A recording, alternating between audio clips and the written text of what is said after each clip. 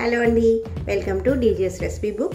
ఈరోజు recipe బుక్లోని recipe Tamil Nadu స్టైల్లోని తక్కాలి వెత్తకుళము. ఎటువంటి పప్పులు వాడకుండా టమాటోలు ఉల్లిపాయలతో చేసేటువంటి ఈ పులుసు అన్నంలోకే కాదండి, టిఫిన్లలో కూడా చాలా బాగుంటుంది. ఇప్పుడు దీన్ని ఎలా చేయాలో మనం తెలుసుకుందాం. స్టవ్ వెలిగించి ఒక ప్యాన్ని పెట్టి ప్యాన్ వేడైన తర్వాత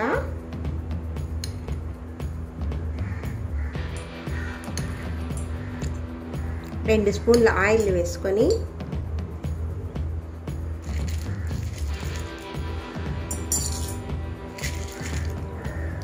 రెండు స్పూన్ల శనగపప్పు,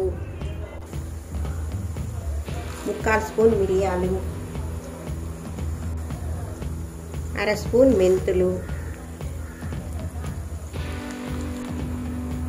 1/2 స్పూన్ జీలకర్ర,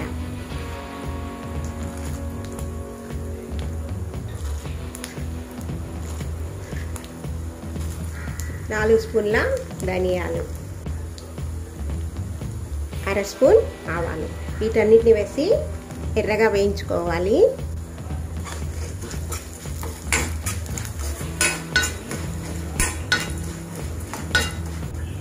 అవి వేగిన తర్వాత ఒక 6 ఎండుమిరపకాయలను వేసి వీటిని కూడా వేపుకోవాలి.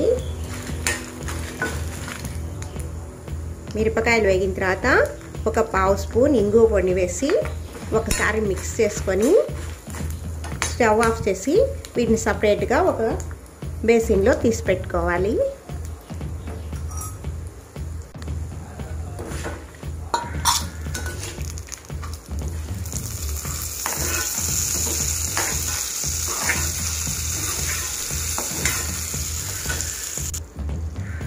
ఇలా సపరేట్గా తీసి పెట్టుకొని వీటిని చల్లారనివ్వాలి. మరలా స్టవ్ వెలిగించుకొని అదే బాణల్లో మరొక 2 స్పూన్ల ఆయిల్ వేసుకొని అందులో 6 వెల్లుల్లి రెబ్బలు, 2 రెమ్మల కరివేపాకు, సన్నగా తరుక్కున్నటువంటి ఒక ఉల్లిపాయ, సన్నగా తరిగినటువంటి 4 టమాటోలు వీటిని వేసి బాగా మగ్గనివ్వాలి.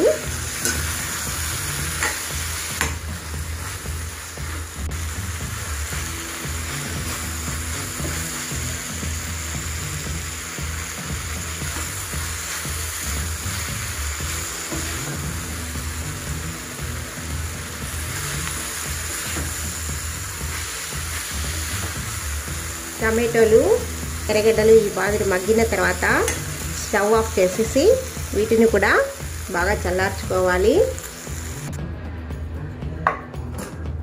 నిమ్మకాయ సైజ్ అంత చింతపండుని ఒక లోటా నీళ్ళల్లో ఒక అరగంట సేపు నానబెట్టుకోవాలి. ఒక మిక్సీ జార్ని తీసుకొని అందులో మనం ముందుగా వేయించుకున్నటువంటి టమాటోలు ఎర్రగడ్డల మిశ్రమాన్ని వేసి మనం వేయించుకున్నటువంటి పోపు దినుసులను కూడా వేసి అందులో 1/2 చిప్ప కొబ్బరిని సన్న పీసులుగా చేసి దీంట్లో వేసుకోవాలి. వీటన్నిటిని కలిపి మెత్తని పేస్ట్ లాగా రుబ్బుకోవాలి.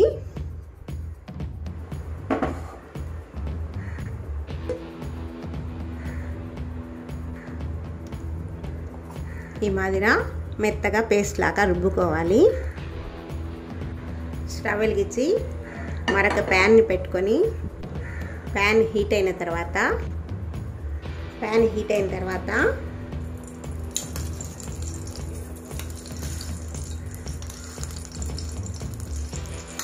ఒక 4 స్పూన్ల నూనెను వేసుకొని అందులో 1 స్పూన్ ఆవాలు,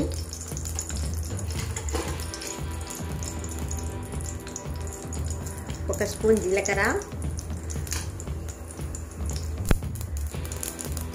సన్నగా గిల్లినటువంటి ఒక ఎండుమిరపకాయని వేసి పోపు దినుసులను బాగా వేగనివ్వాలి. పోపు దినుసులు వేగిన తర్వాత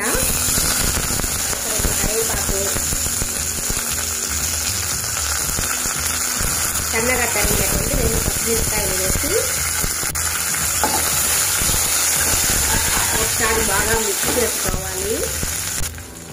దీనిలో సన్నగా తరిగినటువంటి ఒక ఉల్లిపాయలు వేసి దీన్ని బాగా దోరగా వేయించుకోవాలి.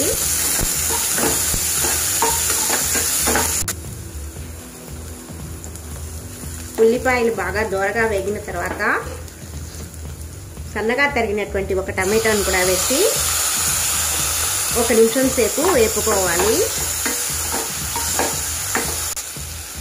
ఇప్పుడు దీనిలో ఒక 1/2 స్పూన్ పసుపు, రుచికి సరిపడిన ఉప్పు వేసి ఒకసారి బాగా మిక్స్ చేసుకొని మనం ముందుగా నానబెట్టినటువంటి చింతపండులోంచి రసాన్ని తీసి ఇందులో వేసుకోవాలి. ఇప్పుడు ఒకసారి బాగా మిక్స్ చేసుకొని ఈ చింతపండు నీళ్ళు పచ్చివాసన పోయేదాకా ఉడకనివ్వాలి.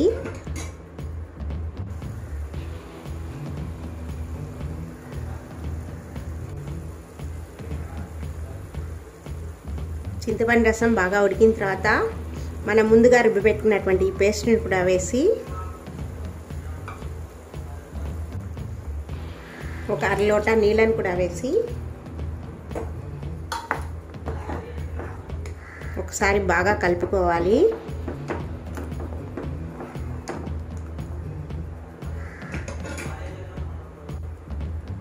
దీనిలో ఒక చిన్న బెల్లం గడ్డను కూడా వేసి ఒకసారి బాగా మిక్స్ చేసుకొని ఒక 4-5 నిమిషాల సేపు బాగా ఉడికించుకోవాలి.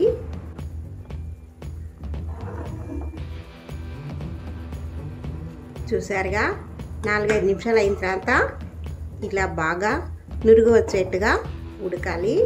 ఇప్పుడు స్టవ్ ఆఫ్ చేసేసి సర్వింగ్ బౌల్లోకి మార్చుకుందాం.